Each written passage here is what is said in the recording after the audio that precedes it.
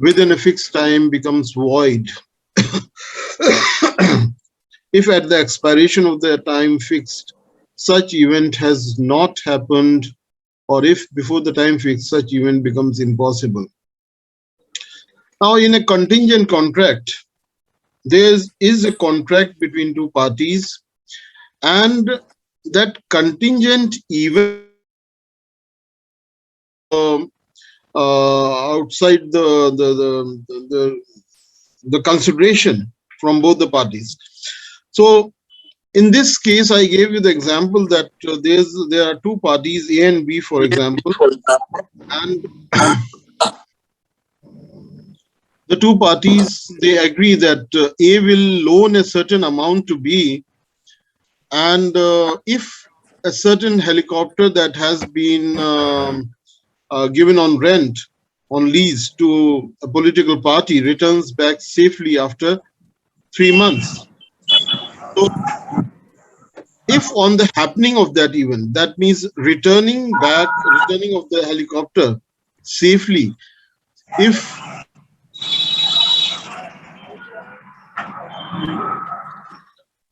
please mute your mics.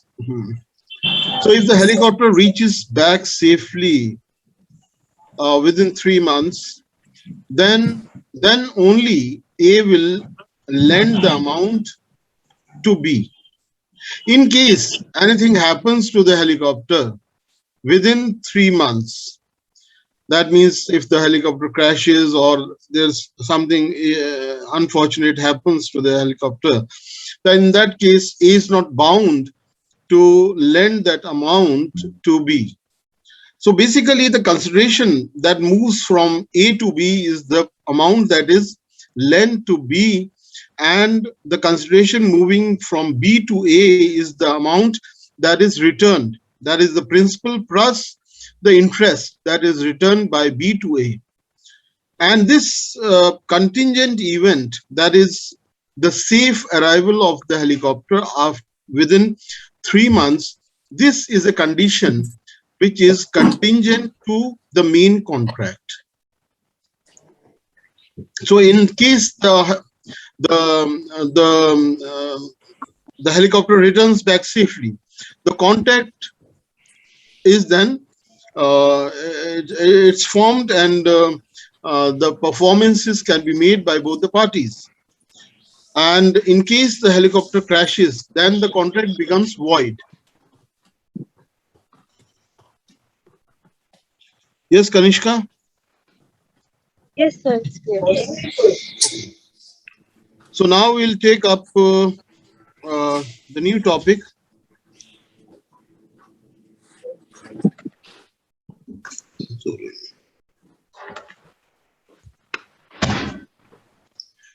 Performance of a contract. Performance of the contract means that the obligations under the contract that has been agreed between both the parties to the contract, they are performed by both the parties. That means the promisor as well as promisees, they perform their respective obligations, and nothing remains to be done. So in case of natural culmination of a contract, when the contract is discharged naturally, that is through the performance of the respective obligations by both the parties. Now, by whom the contracts must be performed? By the promisor himself. The first point, by the promisor himself. Now, there are certain types of contracts which are of personal nature, which have to be performed by the promisor himself. Like, for example, if you contract a singer, then he cannot substitute any other singer to perform. So if a particular singer is approached by an event management company for singing in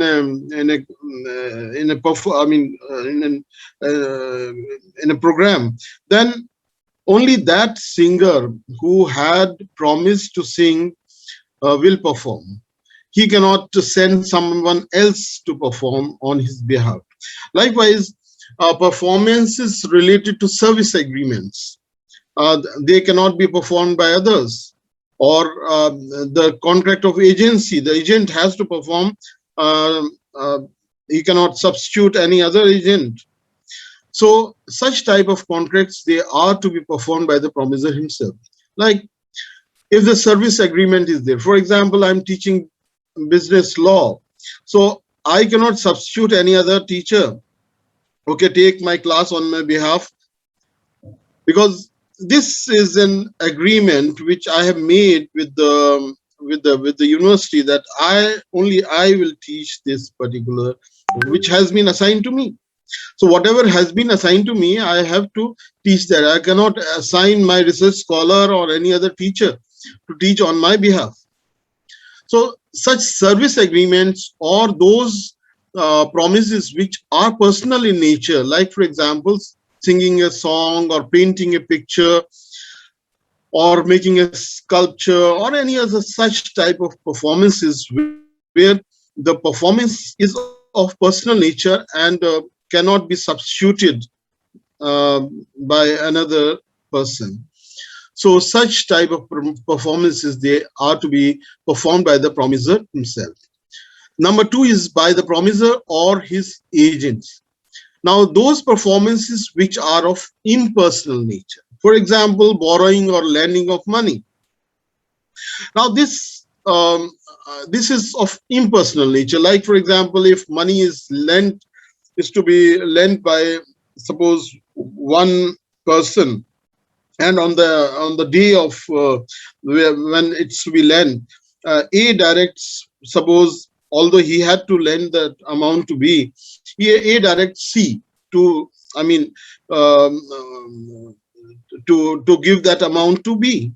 So A can direct C to, as long as B gets that amount, it's immaterial who gives that amount. So whether it's A who personally gives that amount or direct C. So A may owe certain money to C. So A may direct C to give that amount to B.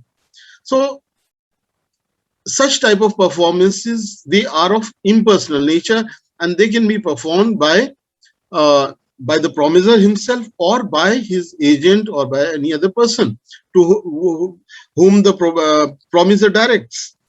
Likewise, if there is a contract of sale, so sale can be, I mean, any if there is a contract, the seller can deliver the goods himself, or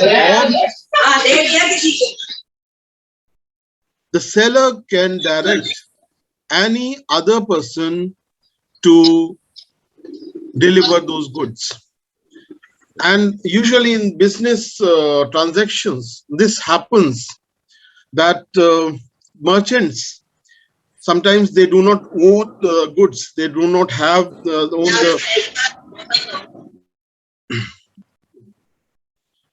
they do not have the title to the goods, and they may direct another business person to supply the goods on their behalf. So the goods can be supplied by some other party. And in business transaction, this is called desk jobbing, where there are merchants who just work on the phone, and they direct the merchants to supply to the buyers. So those performances which are of impersonal nature, they can be performed by the promiser or as directed by the promiser by his agent. Number three is by the legal representatives, that is by the legal heirs of the persons. So suppose those performances which are of impersonal nature, they can be performed. Like for example, sale of goods. So if suppose the buyer has paid the price in advance, and the seller before his performance he dies, And so the legal representatives of the seller have the obligation to deliver those goods to the buyer, because the buyer has paid the price for those goods. So the legal here, or the legal representatives of the seller, have the obligation to deliver the goods as promised by the deceased that the seller.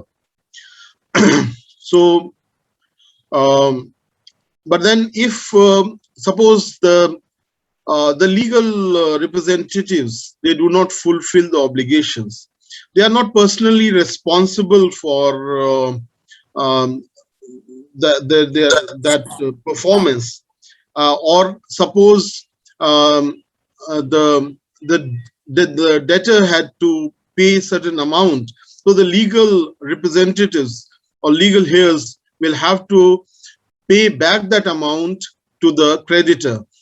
In case the legal representatives do not pay back that amount to the creditor, then they are not personally responsible for payment, but the properties which they inherit will be taken up for the payment of the creditor. Number 4, performance by a third person.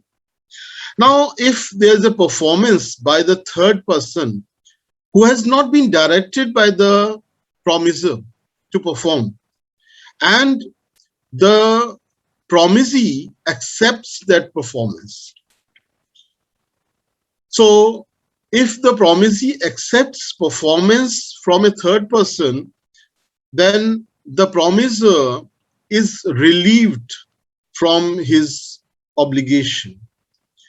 Even if the promisee accepts a lesser, say, performance, for example, a lesser amount has been paid by a third person, and that has been accepted to the full satisfaction of the promisee, even then the promisor is relieved of his obligations.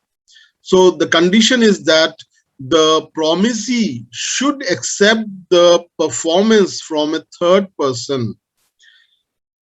Like, for example, there's a person who owes certain amount to another person, and has to gives a particular who is a debtor and has to give a certain amount back to the creditor, and the financial position of that person deteriorates and is unable to then pay that amount to the other party, that is the creditor.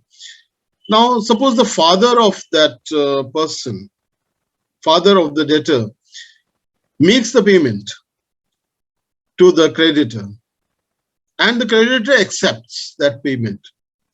So the son is relieved from the performance.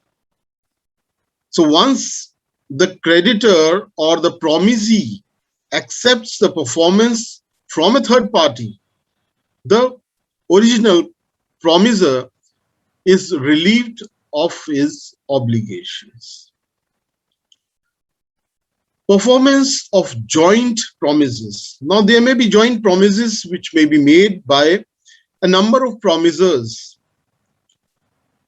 to the promisee, by whom joint promises must be performed. All promisors must jointly fulfill the promise. Like, for example, there are 3 parties, A, B, and C. They owe rupees, say 30,000 to D, and they have to pay a total amount of 30,000 to D. So all 3 of them, A, B, and C, they will fulfill their promise. They will contribute equally, for example, 10,000 each, and they pay the amount back to D. Or any one or more of joint promisors may be compelled to perform. Now, compelled by the promisee, anyone. For example, D may ask, suppose, A to pay the whole amount. In that case, D will pay the whole amount by taking contribution from B and C, that is 10,000 each from B and C, and contribute 10,000 and pay a total of 30,000 to D. So any one or more of joint promisors may be compelled to pay. Then right of contribution inter se between joint promisors. Now, this right of contribution means that all the three parties, for example, in this example, we have A, B, and C who have to contribute equally. So A, B, and C will contribute equally 10,000 each and pay that amount to D. In case, as in case of point B, second point, if any one of the joint promisors is compelled to perform by the promisee, so all the three parties, they have to make the contribution. So all three of them, they have to pay 10,000 each. Sharing of loss by default in contribution. In case suppose C is unable to say contribute 10,000, like for example, C may become is not able to suppose pay that amount and has become bankrupt and is not able to contribute. So in that case, both A and B will contribute 15,000 each because C is unable to contribute. So A and B will contribute 15,000 each and then pay to the creditor D. In case C is not able to perform, that means contribute, and suppose C has some property, so that property will be taken up by the official receiver when bankruptcy is declared, and that official receiver, but the property, from that property only 5,000 can be realized, for example.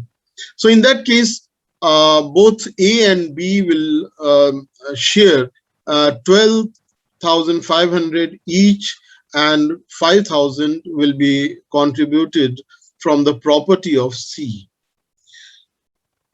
Then number 5, effect of release of one joint promisor. Now suppose D, who suppose D releases C from that from his obligation. So although D may release C from the obligation, but this does not release the other joint promisors from their obligations. A and B have to contribute. And in case A and B have to contribute in that case, then they will contribute 15,000 each to pay to D. But then, since as in point 3, that there's right of contribution between the promisors, so naturally, after the payment has been made to D, as D had released C from the obligations, but after the payment that has been made to D by A and B jointly, then A and B will demand the contribution from C, that is 10,000 from C, and they will take 5,000 each from C. So is it clear, this slide?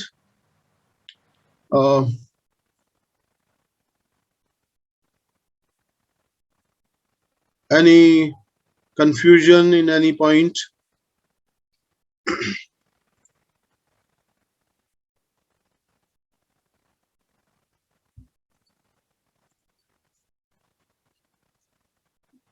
Is it clear? Yes, sir. Okay. Yes, sir. So we move forward. Assignment of contracts.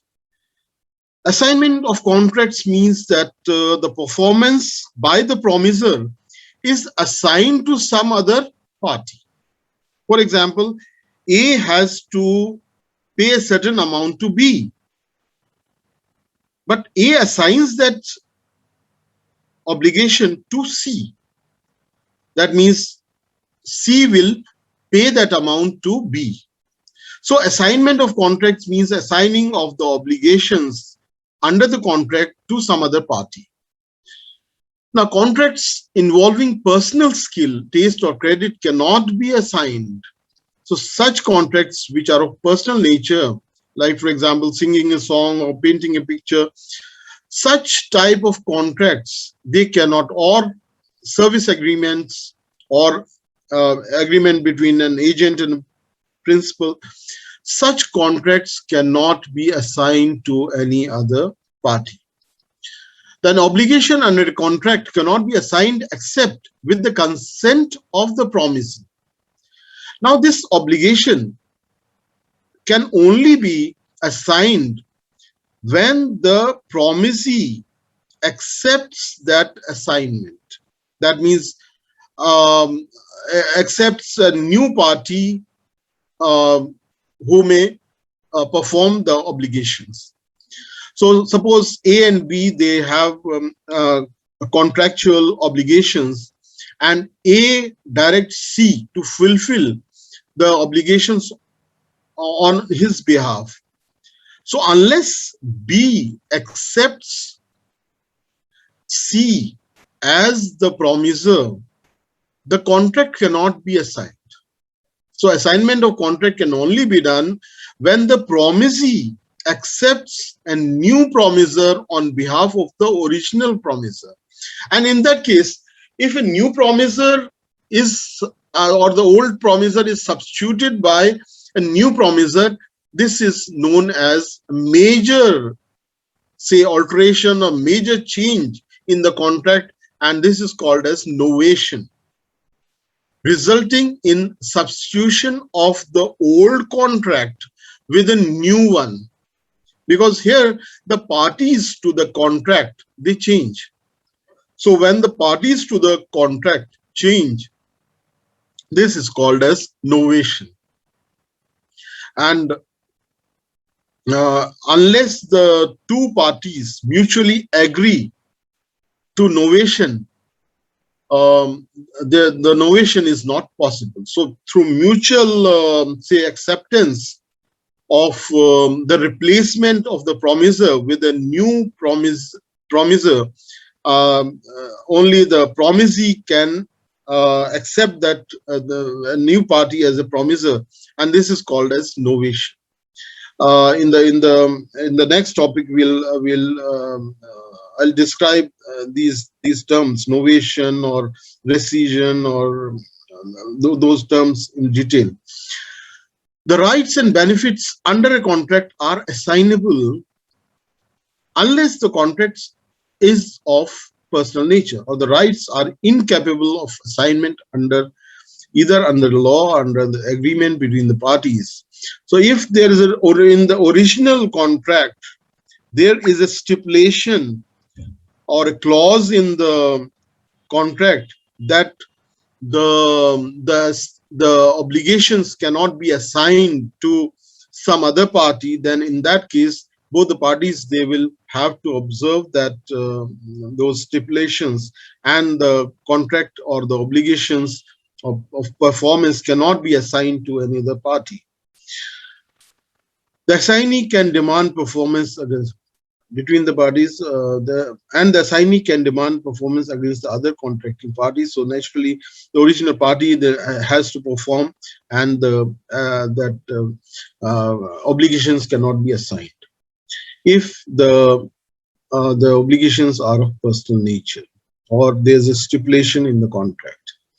Assignment by operation of law or under the law, that is service agreements. For example, one teacher cannot assign his duties to another teacher. Assignment by operation of law takes place in case of death or insolvency. So in case of death of the promisor, the assignment is transferred to the inheritance of the deceased person. And in case of insolvency, naturally the assets of the that insolvent person, they are transferred to the official receiver, um, and the official receiver will then perform on behalf of the insolvent person. So this is the assignment by operation of law. Now, order of performance of reciprocal performance. Now, reciprocal performance, because the promiser and promisee, or the two parties to the contract, they have to they make promises. Like, for example, the seller makes a promise to deliver the goods, the buyer makes a promise to pay the price. So they have reciprocal promises which are made by a letter of offer and by the letter of acceptance. So both the parties, they make reciprocal promises. First one is mutual and independent. Now here, both the parties, they have to make mutual promises, but the promises are independent of each other. Like, for example, tomorrow is 1st of September. Suppose there's a contract between the buyer and the seller, and the seller promises to deliver the goods on 10th of September. And offer letter, he makes a stipulation that the price has to be paid in advance. That means on 1st of September. Now, if the performances are independent of each other, the buyer had to pay the price of the goods on 1st of September, but does not make the payment on 1st. Even does not make the payment till 10th of September, when the seller promises to deliver the goods. So in this case, even if the buyer does not pay the price, still the seller on 1st of September, the seller has to deliver the goods on 10th of September. And the seller will then sue the buyer for non-performance and will claim damages if the payment is received late or there's no payment made by the buyer. So in that case, since the promises are mutual and independent of each other, so they have to be carried out independently and they are not dependent on each other. Even if the buyer does not pay the advance price of the goods as agreed in the contract, still the seller has to deliver the goods. So this is mutual and independent. And then the seller will demand the payment plus any say that excess amount for the inconvenience that he had faced, and that is called damages. So damages will have to be paid by the buyer as well, and will claim naturally the amount and the damages from the buyer. And so second point is mutual and dependent. Now in this particular example that I just gave, that the buyer has to pay an advance amount of advance payment on 1st of September, and the seller will deliver the goods on 10th of September. Now, if the reciprocal promises are mutual and dependent on each other. That means unless the buyer pays the price of the goods, the seller will not deliver the goods. If the buyer does not pay the price on 1st of September, then the seller will not deliver the goods on 10th of September. And the seller will then sue the buyer for breach of obligations and may demand damages for the inconvenience that is caused to the seller. Like, for example, if goods are manufactured on the directions of the buyer, then the seller will demand that payment of the goods plus the damages. Because, like, for example, if furniture is prepared by the seller on the specifications that had been given by the buyer, so in that case, naturally, the seller will demand the damages from the buyer in the court of law, along with the breach of obligations, and the buyer will have to pay the price of the goods and take delivery of the goods. Third is mutual and concurrent. Now, this is just like cash on delivery. So both the buyer and the seller, they are ready. The seller will deliver the goods on a particular date, for example, 10th of September, and the buyer should be ready to pay the price on 10th of September after the delivery of the goods is made. So on the delivery of the goods, the buyer will pay the price and the seller on that particular date will deliver the goods to the buyer. This is mutual and concurrent. Yes, anything related to this slide which is not clear?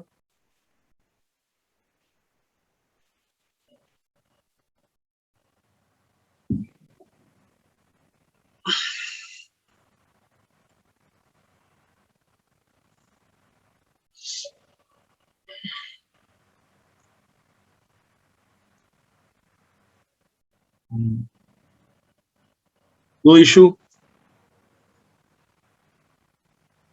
No, sir. Okay, move to the other slide. Time and place for performance. Number one, when where it's prescribed by the promisee, like, for example, the delivery of goods. So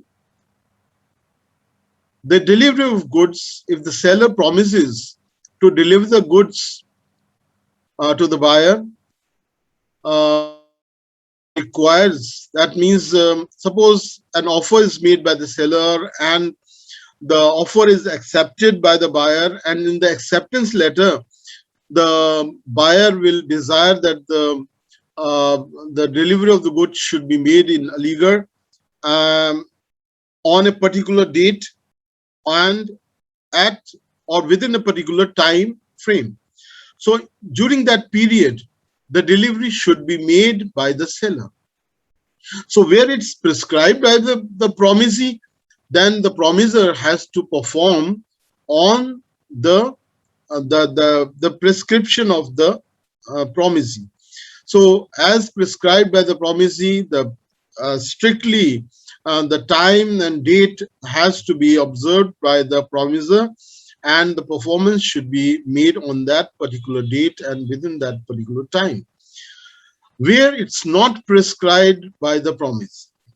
Now suppose the promisee or suppose the buyer does not prescribe the time of performance, that means the delivery of the goods. So in this case, within a reasonable time, it may be say 15 days or 1 month, as the case may be. In case of perishable goods, within a day or 2 or 3 days, the delivery should be made. this is a reasonable time. Their quality deteriorates. So within that time, in case of perishable goods like fruits and vegetables or cut flowers, that delivery should be made.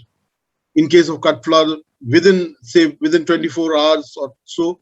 So in such cases, as in a within a reasonable time, the delivery has to be made to the buyer. So performance has to be made by the promiser within a reasonable time, and at a proper place it has to be made. That means the godown or the warehouse of the buyer. So the seller should deliver the goods at the warehouse of the buyer, not at a public place, not at suppose the office or the godown is in the industrial area, and the seller finds it difficult, and if it's not prescribed by the buyer, the seller cannot deliver the goods. Okay, I can't take those goods to your warehouse or your the premises. I'll deliver the goods at the say exhibition ground. So this cannot be made. It has to be made at a proper place, whether it's the office of the buyer or the warehouse of the buyer. And within a reasonable time, like for example, within on a particular date, within the working hours. Like for example, if the offices of the buyer, the normal working time, 5 or 5:30 or 6 p.m. Now, if the seller delivers the goods, or the truck reaches the warehouse of the buyer at 10:30 p.m., so in that case, the seller has not performed the promise. So it has to be within a reasonable time, at a reasonable time, within the reasonable period, and at a proper place. So this is all that I'll take today, as there is less than 1 minute left. Perhaps if you have any queries relating to this, we'll take up this slide first and then move forward in tomorrow, inshallah.